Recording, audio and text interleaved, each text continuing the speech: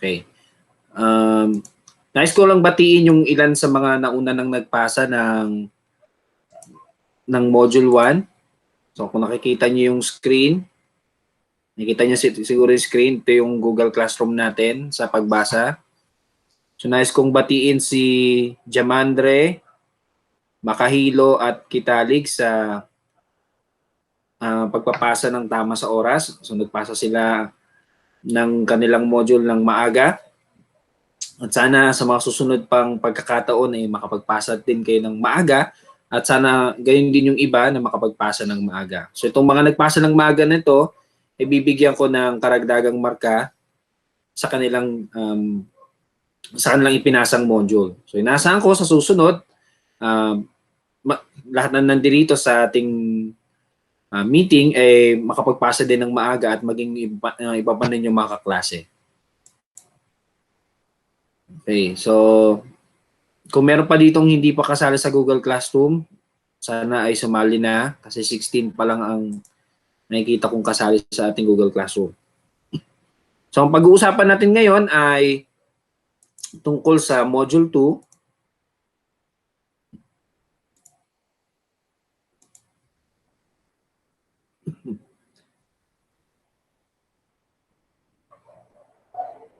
Nakikita na po? Nakikita na po? Pwedeng mag-open na mic. Yan. Thank you. Okay na po, sir.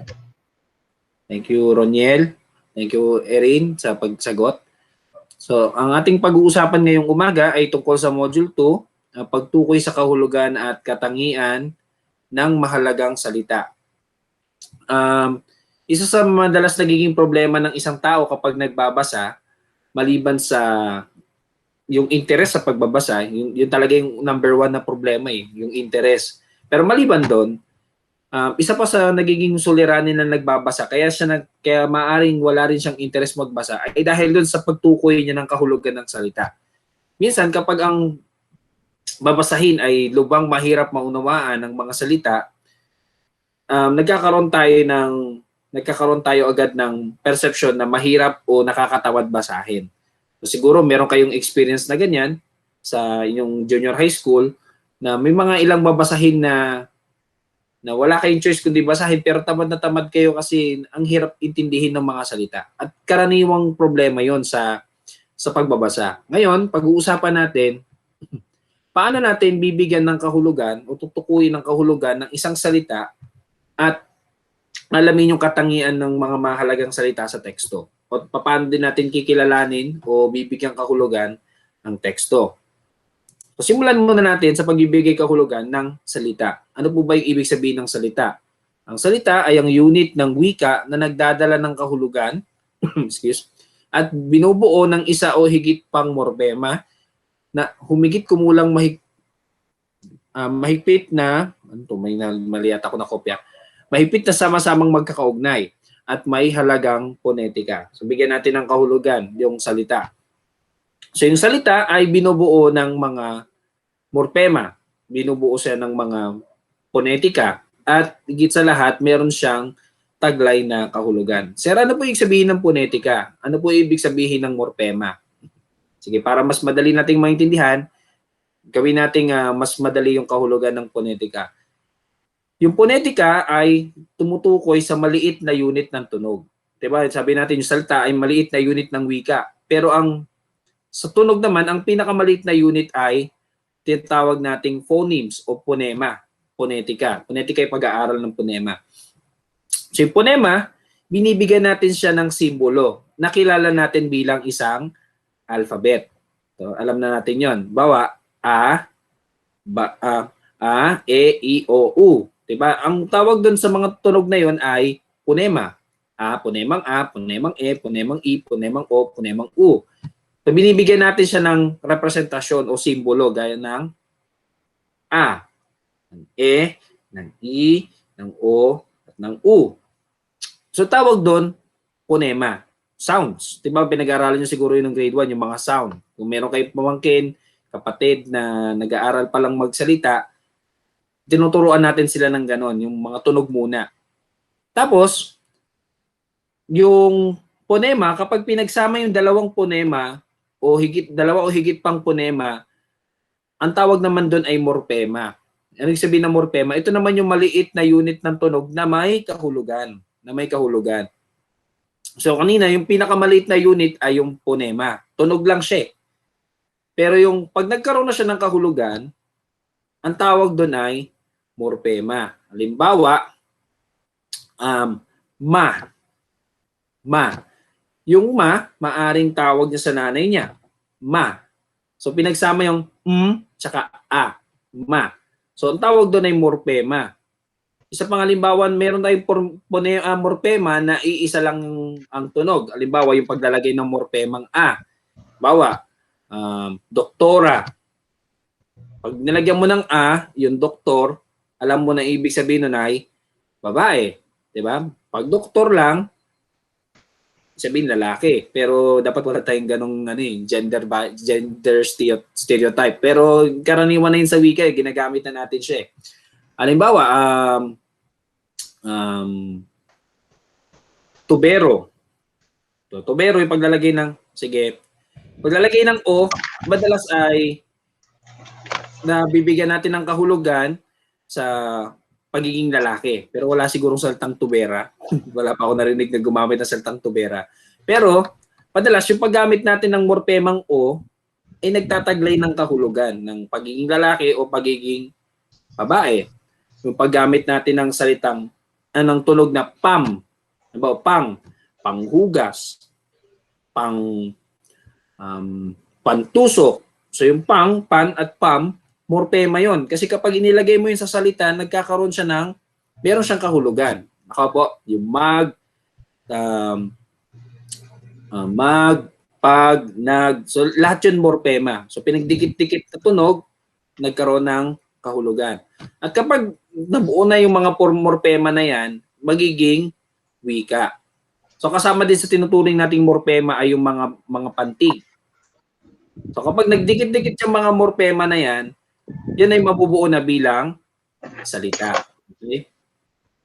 So sana naiintindihan ninyo. So yung salita, magiging salita lang siya kapag nagtaglay siya ng kahulugan.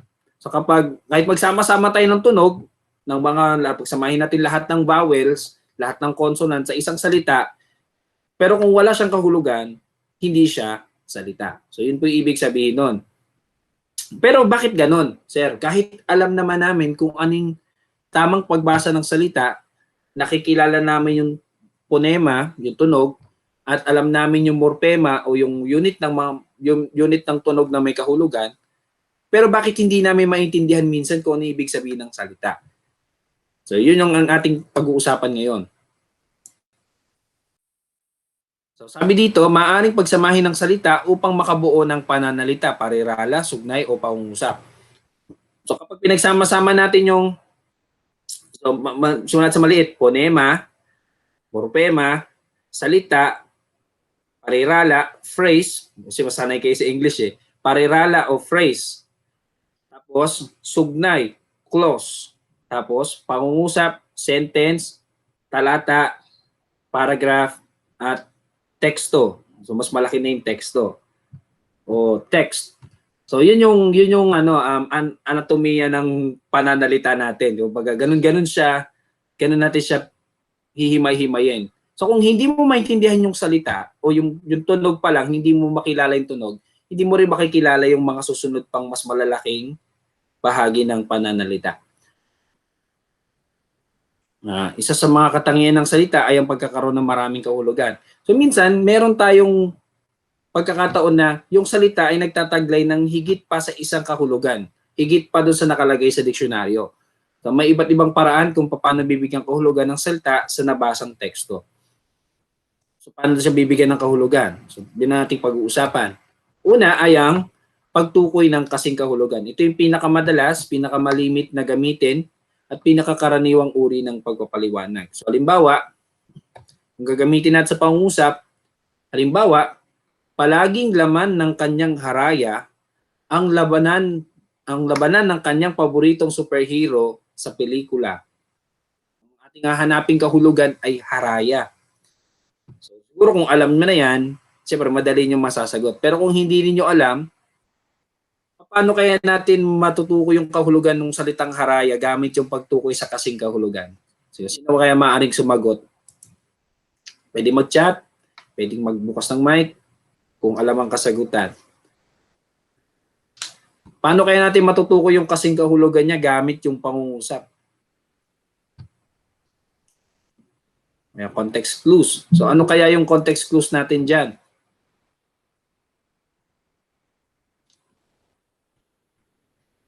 Ano kaya yung clue para matukoy natin yung kasing kahulugan?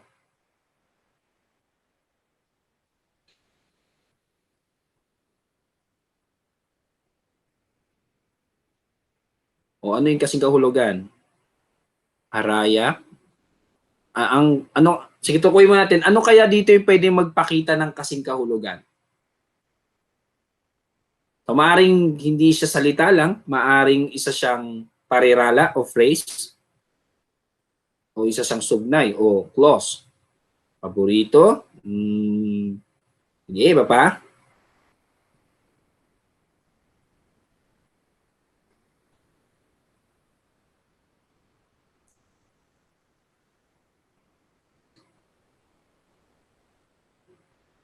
May ideya pa?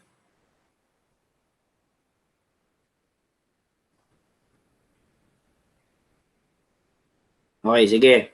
Palaging laman.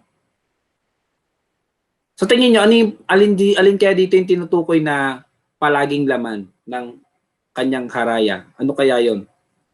May labanan ng kanyang paboritong superhero. Sige, gamitin natin yung labanan ng kanyang paboritong superhero. Kung yun ang ating clue, ano kaya ibig sabihin ng haraya?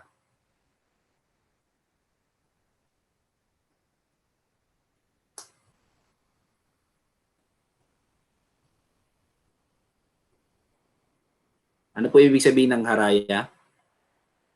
Okay, sige, tingnan natin kung tama yung sagot ni Erin. Ang sagot ay imahinasyon. So bakit naging context clue o bakit naging kasing kahulugan ng haraya yung labanan ng kanyang paboritong superhero? Kasi yung superhero ay isang fiction o hindi totoo. So hindi totoo kasi yung superhero. Kaya maaari siyang kasing kahulugan ng haraya nang ibig sabihin ay imahinasyon o mga bagay na bunga lang ng ating isipan o katang-isip. Yung isa pang kasing kahulugan ng haraya. So minsan yung kasing kahulugan ng salita na mahirap maunawaan, nandun lang din sa loob ng pangungusap, nandun lang din sa binabasa natin. Minsan hindi lang siya isang salita, minsan isang parirala siya o phrase, o isang sugnay siya na napakahaba o clause. So pangalawang halimbawa, sa puno ng pag-ibig ang kanyang mga mata nang dumating ang kanyang pinipintakasi. So siguro natatawa kayo sa mga salitaan natin. Puno ng pag-ibig ang kanyang mga mata nang dumating ang kanyang pinipintakasi. So sa loob ng pangungusap, alin kaya dyan yung kanyang kasing kahulugan? Okay, yung kanyang kasing kahulugan ay iniibig. Kaya ang maaaring sagot, sabi nga ni Garcia ay, o sabi ni Fernandez, ang kasing kahulugan daw ay iniibig. So sabi naman ni Garcia, maaaring ang sagot dito ay minamahal. So kailangan matukoy ninyo kung alin dito yung kasing kahulugan sa loob para madali nating matukoy kung ano ang hinahanap na kahulugan nito. Sana naintindihan ninyo. Kasi medyo ganyan yung ating gagawin sa module. Sunod ay pasalungat. So kung kanina, ang taglay ng pangungusap ay yung kasing kahulugan o salitang kapareho o mga pahayag na kaparehong kahulugan ng hinahanap nating salita, kahulugan ng salita, dito naman, yung inilalahad na kahulugan ng salita ay kabaliktaran nito. Halimbawa,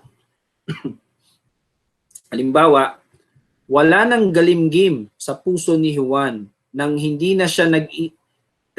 na siya nag-iisa sa pagdating ng kanyang mga kaibigan.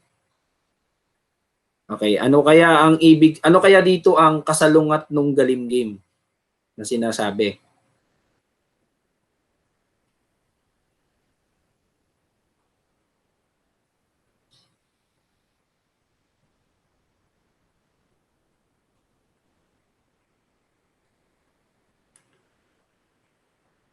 Alin kaya dito sa mga sa nabanggit na pangungusap ang kasalungat ng salitang galimgim?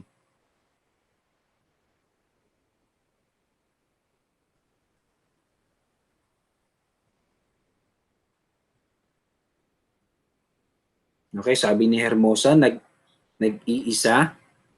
So, maaari kasi siyang salita lang, maaari siyang parirala.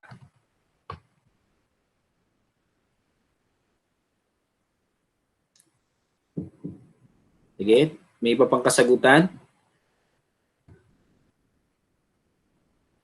Medyo malapit na yung sagot ni Hermosa eh. Kulang lang. So yung binanggit nila Erin at ni Dart ay kasing kahulugan. Pero alin dito sa pangungusap, yung nagsasabi ng kabaliktaran ng kahulugan o kasalungat.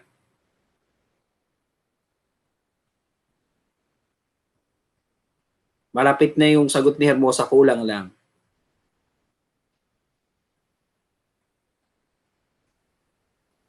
Yung nasa pangungusap lang muna tayo ha. Yung nasa pangungusap lang muna.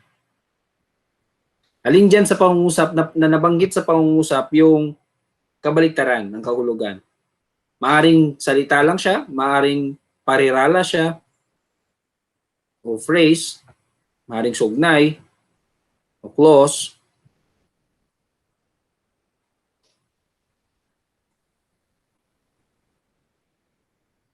Okay, hindi na siya nag-iisa. So yung sagot, sabi nga ni Dart, alin dito yung kabaliktaran ng galimgim? Hindi na siya nag-iisa. Kasi ang kahulugan ng galimgim ay pangungulila o pag-iisa. Sorrow, gaya na nabanggit nyo kanina. O, pwede din yung, sabi ni Erin kanina, yung pagdating ng kanyang kaibigan. So yun, pwede din yun siyang maging kasalungat. Kasi, hindi na siya nag-iisa eh. Meron na siya, nandun na yung kanyang mga kaibigan. So, maaari na rin siya maituring na kasalungat. So, ang ibig sabihin ng galimgim ay pangungulila o kalungkutan dulot ng pag-iisa. So, pwede nyo tandaan yan para sa susunod na bubuo kayo ng pangungusap o ng mga kasagutan sa klasiko, matutuwa ako kapag nabasa ko yung mga yan. Pati yung kasama nyo na yung kanina.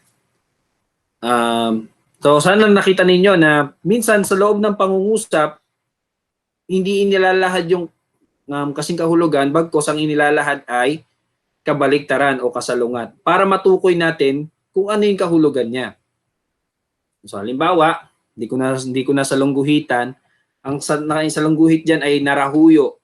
Narahuyo si Pedro sa bango ng ginisang ampalaya na dati ay hindi niya pinapansin o kinakain. Alin kaya dito ang kasalungat ng kahulugang narahuyo mula dun sa loob ng pangungusap?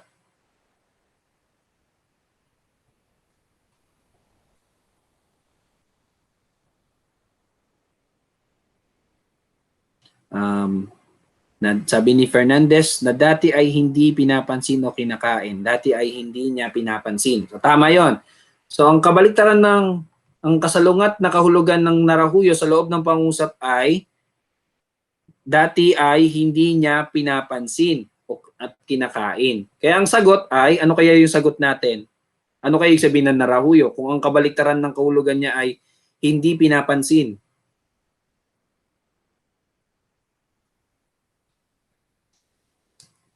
So kung ang kabaliktaran ng narahuyo ay hindi pinapansin, yon, sabi ni Erin ay naakit o nadala. Naakit siya sa bango ng ginisang ampalaya. So dati hindi niya pinapansin. So kung hindi mo siya pinapansin, ngayon pinapansin mo na siya kasi naakit ka. Opo. So ganun yung paraan ng pagtukoy ng kahulugan gamit yung paghahanap ng kasalungat sa loob ng pangungusap. Malinaw po ba? Nasundan po ba yung naunang dalawang pinag-usapan natin? May tanong po ba sa ngayon? Kung walang tanong, pwede pong mag-comment na walang tanong para alam natin.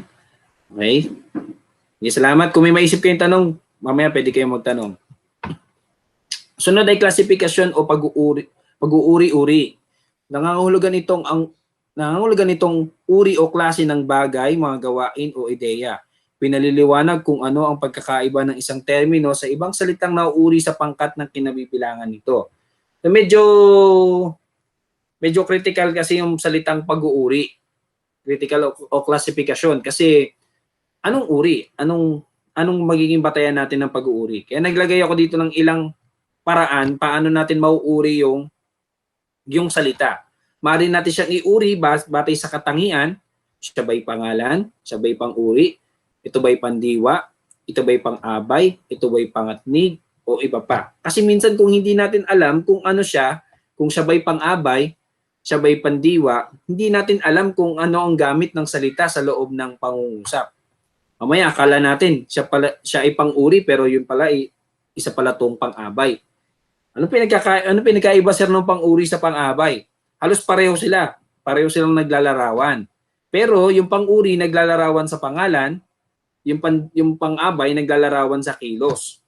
So kung hindi mo alam yung klasifikasyon ng salita batay sa katangian, maaaring magkaroon ka ng ibang interpretasyon dun sa salita. Na akala mo, ito yung nilalarawan, yung pala ay hindi pala ganon. At pangalawang konsiderasyon sa pag-uuri ay yung tinatawag nating register ng wika. So napag-aralan na natin yun sa komunikasyon. So pag sinabi nating register ng wika, ito yung specific kong gamit ng salita sa isang tiyak na disiplina. May ilang salita na hindi mo siya basta makikita sa iba pang disiplina o may mga salitang parehong nakikita sa magkaibang disiplina pero magkaiba yung kanilang kahulugan. Sana naalala ninyo yan. So para mas maging malinaw, gumamit tayo ng halimbawa. Ito ay halimbawa para dun sa katangian. So, madaling nasilo ng mangingisda ang kanyang hinuhuling hito sa ilog. So bago natin alamin ano yung ibig sabihin ng nasilo, ano ang katangian ng nasilo? Siya ba ay isang pangalan, pang-uri, pandiwa, pang-abay, o iba pa? Nga, tingnan natin kung alam ninyo.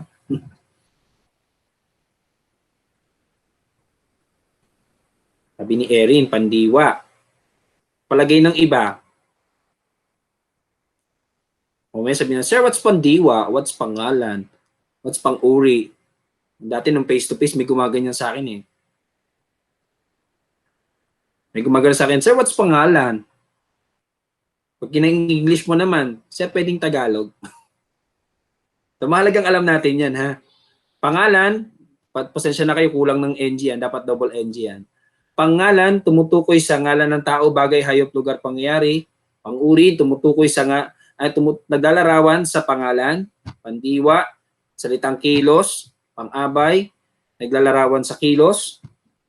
Pangatnig, nag-uugnay ng mga salita, nag-uugnay ng mga sugnay. Ano ba? Panghalip, humahalili sa pangalan ng tao, bagay, hayop, lugar, at pangyayari. So, alin kaya dyan? So, sabi ni Kitalig, pandiwa. Sabi ni Hermosa, ganun din po. So, ang tamang sagot, ito ay isang pandiwa.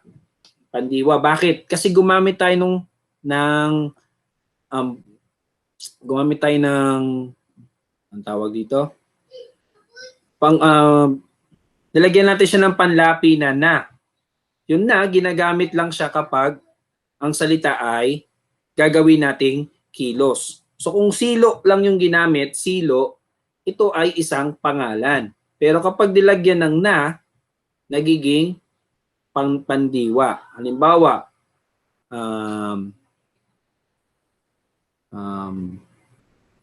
natrol, nabuhos. Yung buhos ay pangalan, hindi siya kilos. Yung nabuhos ay kilos. Yung buhusan ay kilos. So pag alam natin kung anong uri siya, anong katangian niya, madali nating matutukoy kung ano yung kahulugan ng salita. So kung nasilo ay pandiwa, ngayon susunod natin gagawin, ano yung kahulugan ng nasilo base dun sa pangungusap. So, sige, ano kayang kahulugan ng nasilo? Nasaktan ang mangingisda. Nahuli. Sige.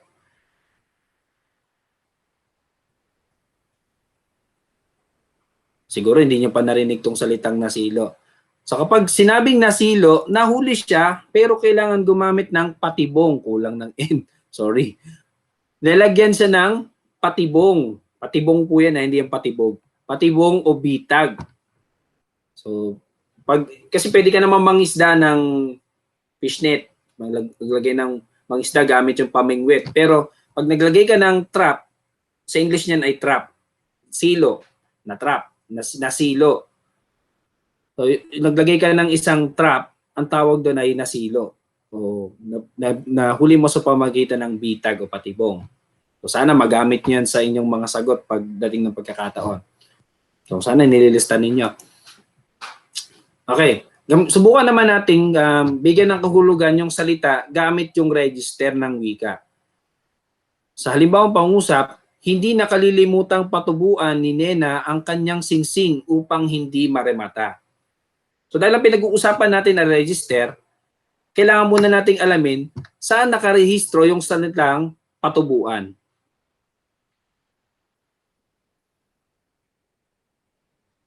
Saan po kaya nakarehistro yung salitang patubuan? Idea? Sabi ni Dart, sanglaan. Mayroon bang ibang ideya?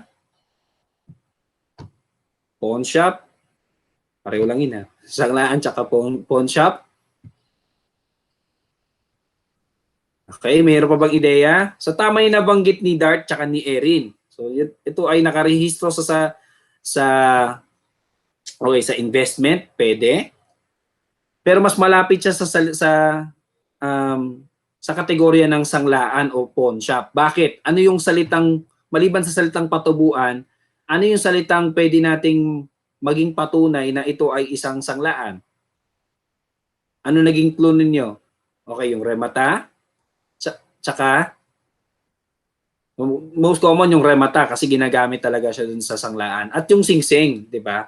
So hindi tayo magi-invest ng singsing, di ba? So madalas, yung singsing, dinadala natin siya sa sanglaan para maipalit ng pera.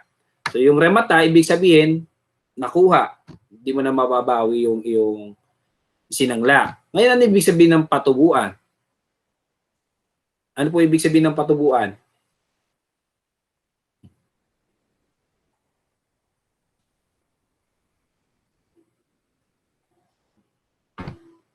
May investment, hulugan ng pera.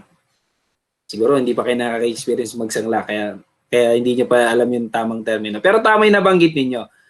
So yung ibig sabihin ng patubuan, lalagyan mo siya ng pera. Pero bakit? Bakit mo siya lalagyan? Kasi babayaran mo lang yung interest. So halimbawa, hindi ko kayo tinuturuan magsangla. Sinapaliwanag ko lang yung termino. Baka sabihin ng mga nanay nyo, tinuturuan ko kayo magsangla. Halimbawa, sinangla ko yung singsing. Nakakuha ko ng 3,000. Hindi ko pa kayang ibalik yung 3,000.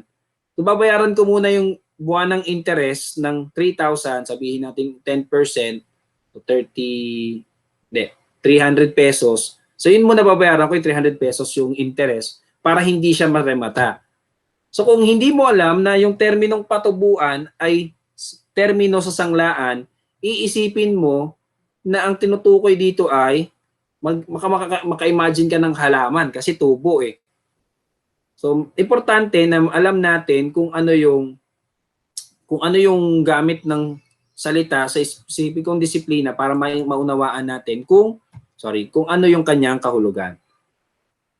Sunod ay operasyonal na katuturan.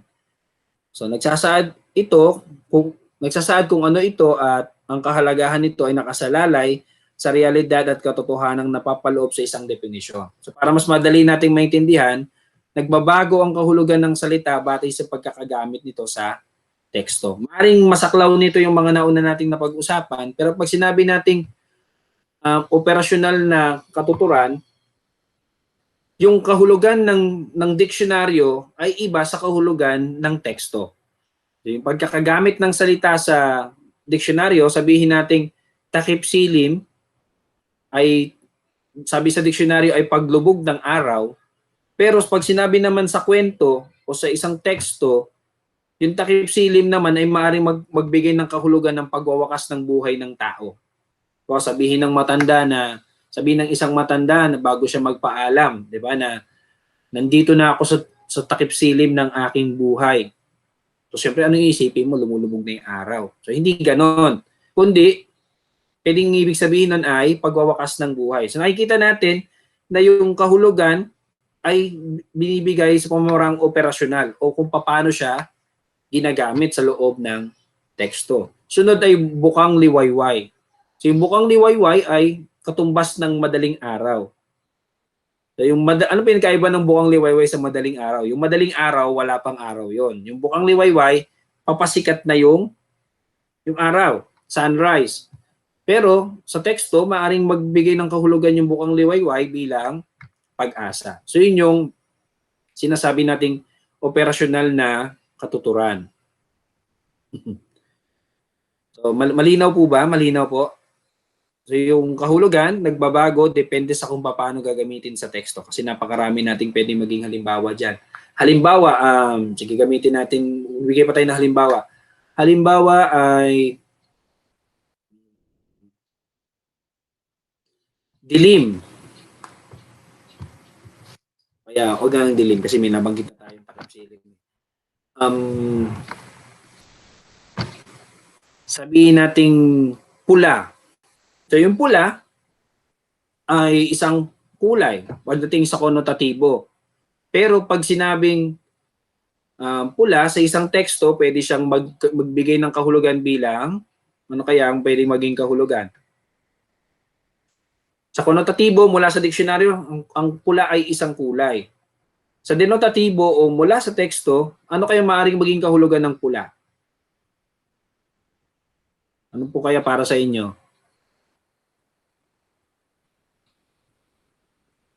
Pagmamahal. Okay. So, ang pula ay pagmamahal. Ano pa? Puso.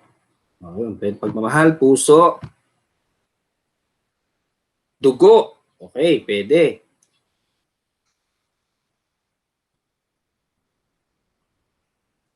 Flowers. Pwede? Pwede. Pag sinabi nating pwede kasing sabihin na para maging pagmamahal, namumula ang parke. Namumula ang parke sa mga nagdadatingang magsing-irog. Pag ano, namumula ang parke sa nagdadatingang magsing-irog. So hindi ibig sabihin na yung parke ay kulay pula talaga. Kundi maaaring sinasabi na napupuno ng pagmamahal. Kaya pwedeng sabihin naman na para maging dugo, namumula ang katas ng sahig nang umalis si Juan. 'Di ba? Pwedeng sabihin na dumanak yung dugo doon. 'Di ba? May ginawa siyang hindi maganda. O pwede din namang pag sinabing pula ay katapangan o maaring pinagbabawal, 'di ba? Pag sinabi nating, kaya nga meron tayong term na red tagging, 'di ba? Yung na red tagging, yung mga lumalaban sa gobyerno, nire-red tag sila. Bakit? Kasi ibig sabihin ng pula ay pinagbabawal. Pwedeng ganon. So yung kahulugan ng pula mula sa simpleng kulay na konotatibo, nagkakaroon siya ng mayaman at maraming kahulugan. Depende sa kung paano siya ginamit ng may akda sa kanyang sinulat na teksto. So sana kayo din kapag nagsulat ay ganun din. Panghuli, ito'y dinagdag ko na lamang, wala sa module, ay pagsusulit, pagkakataon na wala talagang ginamit na pangungusap para mabigyan natin ng kahulugan yung isang salita, halimbawa salita lang yung nakita ninyo, pwede ninyo siyang usuriin yung kayarian ng salita, paano siya nabuo. Tutukoy ang kahulugan sa pamagitan ng pagbabaklas na hindi pang-uri, panlapi, sorry, ginamit na panlapi, bakit pag-uri ang nailagay ko dyan? Panlapi at pagtukoy sa salitang ugat. Panlapi po yun ha. Halimbawa, pamahalaan. So, ano po ibig sabihin ng pamahalaan? Halimbawa, sabihin natin hindi nyo alam. So, ang pamahalaan ay galing sa salitang bahala na nilagyan ng pang at ng an. Ibig sabihin ng pang bahala. So, ginagamit para magbahala. O sabihin siya yung, sabihin ng bahala ay sumasagot sa kapakanan tao. Bahala, ginagamit para pansagot sa kapakanan. Bahalaan, yung an ginagamit sa isang instrumento. Halimbawa, pasyalan, lugar kung saan ka pumapasyal. Silid-aralan, lugar kung saan ka, isang silid kung saan ka nag-aaral. Kainan, isang lugar kung saan ka kumakain. Bahalaan, isang lugar kung saan sila yung sumasagot sa kapakanan. So pag pinagsama, yun na yung kahulugan ng pamahalaan. Panulukan, hindi nyo siguro naririnig to, pinagsamang salitang pang, sulok, tsaka an. Pangsulok, ibig sabihin, ginagamit para punasan yung gilid. Sulukan. So, pangsulukan, panulukan, so, nung magkaroon siya ng tinatawag na alomorph, pero ano yung tawag doon, pang-linguistics na yon. So, pag pinagsama siya, nabuo yung salitang panulukan. So, kung kaya ninyong matukoy yung mga ginamit na panlapi, mas magiging madali yung pagbibigay ng kahulugan sa inyo ng salita kung wala itong, kung hindi ito ginamit sa pangungusap. So, dagdag ko lang yan, dagdag. Sunod ay teksto. So, kung alam na natin bigyan ng kahulugan yung salita, mapapadali na rin sa atin yung pagtukoy sa kahulugan ng parirala, ng sugnay, ng pangungusap, ng talata. At kung alam na natin talata, matutukoy na rin natin yung kahulugan ng isang teksto. Ano ba ibig sabihin ng teksto? Isang sulatin na bunga ng isinagawang pag-iisip, pagsusulat, at pagre-revisa. Naglalaman nito ng mga ideya at impormasyon tungkol sa iba't ibang tao at mga bagay, pangyayari, at iba pa. So kabilang dito ang pagtataglay ng mga mahalagang impormasyon o datos. Katangian din ito ang maayos na pagkakasulat ng mga impormasyon. Kabilang ang pagkakasunod-sunod nito. Merong diwa at o kaisipan din ang mga teksto at merong nais ipahiwatig. So ilan yan sa mga dapat nating pansinin, yung mga naka-bold sa slide. Sa pagbabasa natin ng teksto, dapat ang isang teksto ay meron siyang mahalagang impormasyong nais sabihin. Dapat ang isang teksto ay maayos ang pagkakasulat, may tamang pagkakasunod-sunod. Ang teksto ay dapat merong diwa. Dapat yung sinasabi ng una, pangalawa, pangatlong at pang-apat na talata ay merong iisang diwa o kaisipan. Pag wala, magulo yun. At meron siyang nais ipahiwatig o nais iparating. Maaring nasusulat o maaring hindi tiyak na nakasulat. So yan po yung ating gagawin. Yan yung mga tinalakay ko ay ilalapat ninyo o gagawin ninyo sa ating Module 2. So, i-download po ang Module 2 at sagutin po ang pag-unawa sa binasa sa pahina 5 at tayahin sa pahina 7. So yung pag-unawa sa binasa, may babasahin po kayo syempre at sasagutin lang ninyo yung ilang katanungan na may kinalaman sa inyong binasa. At may kinalaman din kahit paano dito sa ating pinag-usapan ngayong araw na ito. Paalala lang po, sikaping sagutin ang bawat tanong ng may buong pangungusap at may maayos na pagbabantas kasi grade 11 na po kayo. Sunod, sa tayahin, ito yung ilan sa mga paalala ko. Una, kung kayo ay online, kasi sa tayahin, magbabasa kayo ng isang halimbawa ng teksto at tutukuyin ninyo yung mga mahalagang ideya at ilang mga salita na bibigyan ninyo ng kahulugan gamit yung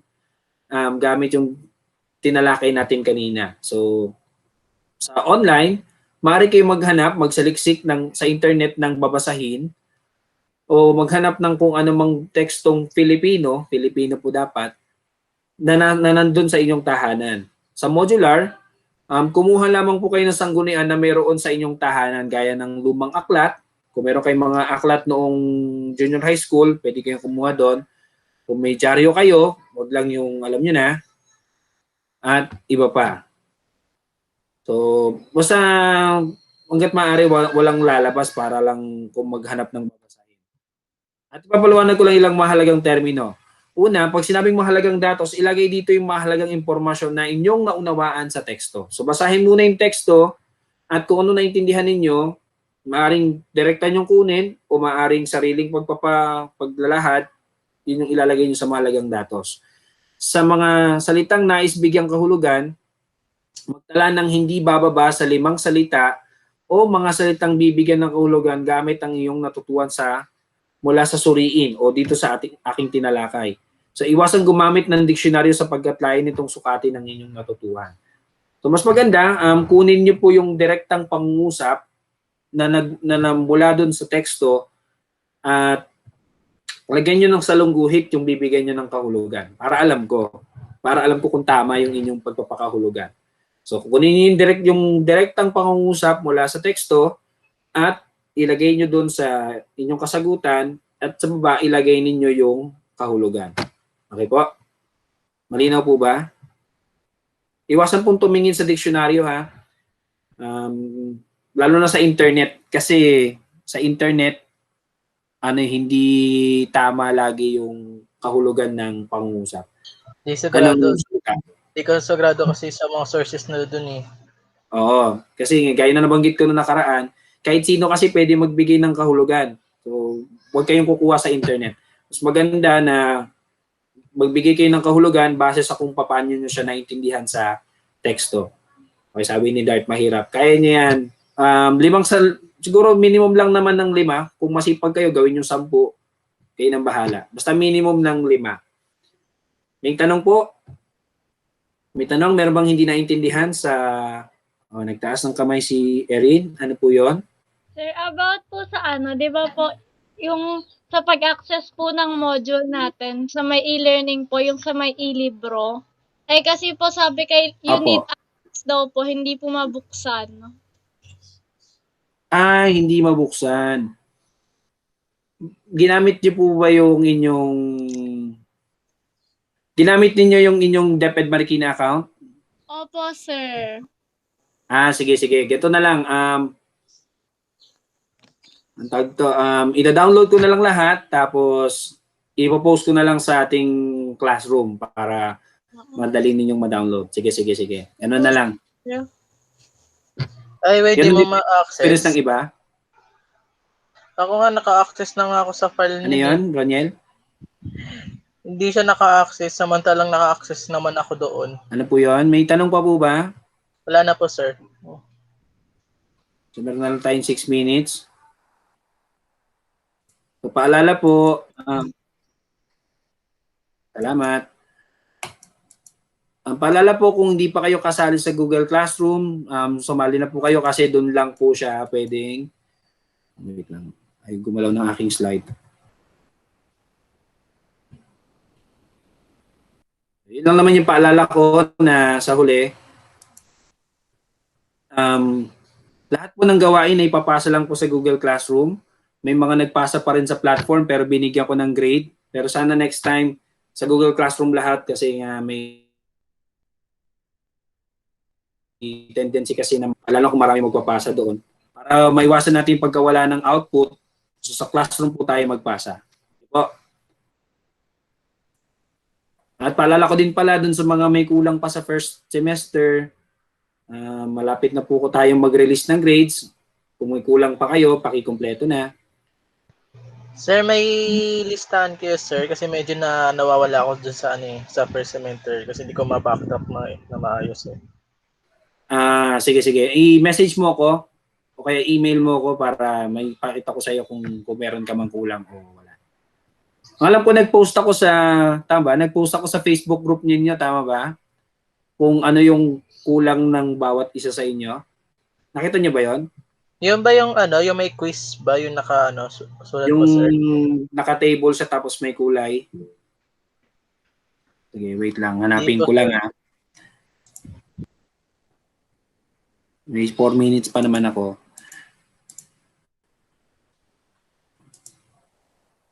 Sa mga nag-a-add po sa akin, pasensya na kayo, hindi ako nag-a-accept ng student ha. Baka sabihin niya, famous ako eh.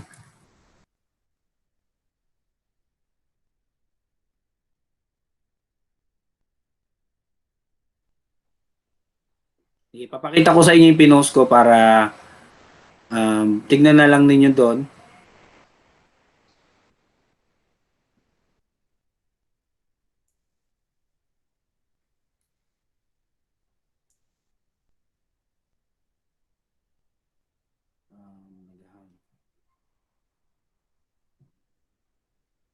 Dali lang ha, naghahang lang ha.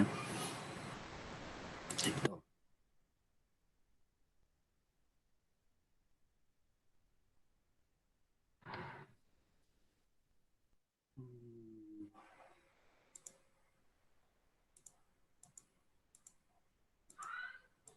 Oops. Sobra.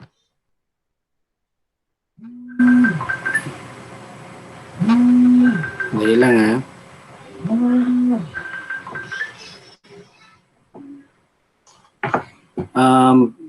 Pag binuksan nyo yung inyong Facebook group, hanapin nyo tong picture na to.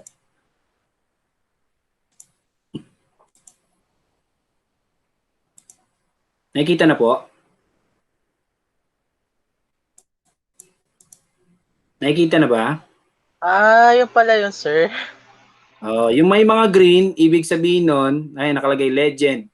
Okay means submitted, turned in, graded. So meron na kayong grade.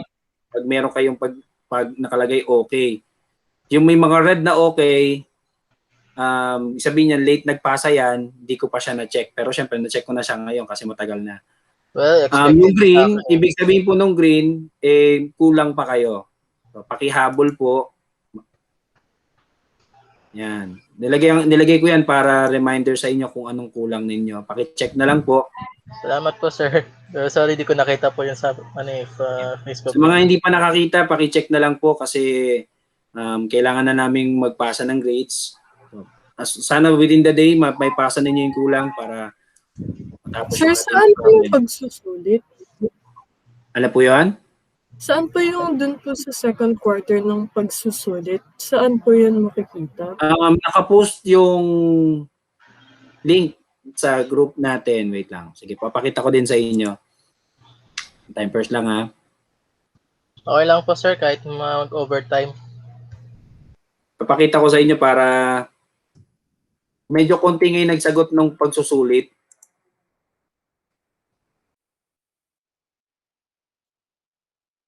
Yung iba hindi alam yung password siguro kaya hindi masagutan. Nilagyan ko po yun ng password para mapilit na kayo panoorin yung video. Kasi yung pagsusulit ay nandun mismo sa, yung mga sagot nandun sa video. So, ito po yung pagsusulit.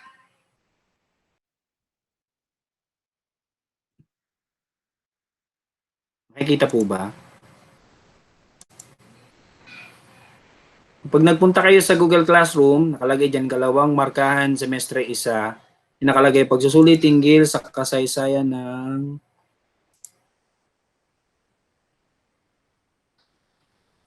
dito tayo sa instruction. Yan. Panoorin muna ang video bago sagutin. So yung video naka-upload dun sa dito sa Google Classroom. So pag ito po yung quiz natin, pag pinindot nyo yan, lalabas yung quiz. Yan. Nakikita po ba yung quiz? Hindi. Kita po, sir. Yan, lalabas yung quiz. So yung video, nandito lang din yan sa loob.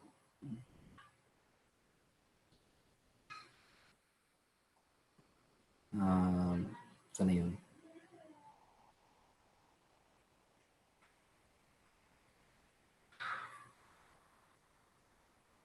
Wait lang, ito yata yun.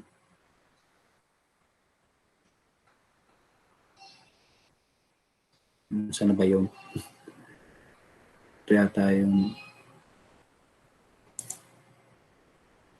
Sige, post ko na lang ulit para sure. Mukhang hindi ko mahanap yung yung video. Sige po, sir. Pasensya na Post po ko na sa lang ulit sa group abala natin. po. Basta paki-check po yung Google Classroom kasi nandun lang din po lahat ng pinagawa ko para madali niyong mabalikan. Hanggat maaari ayoko mag-post sa Facebook group kasi marami ding nagpo-post doon para hindi matabunan. Doon tayo sa Google Classroom para masundan niyo lahat. At the same time, nagno-notify din yan sa email niyo. Hindi ko lang kung napapansin ninyo. Nagno-notify yan sa email niyo bawat pinapost ko.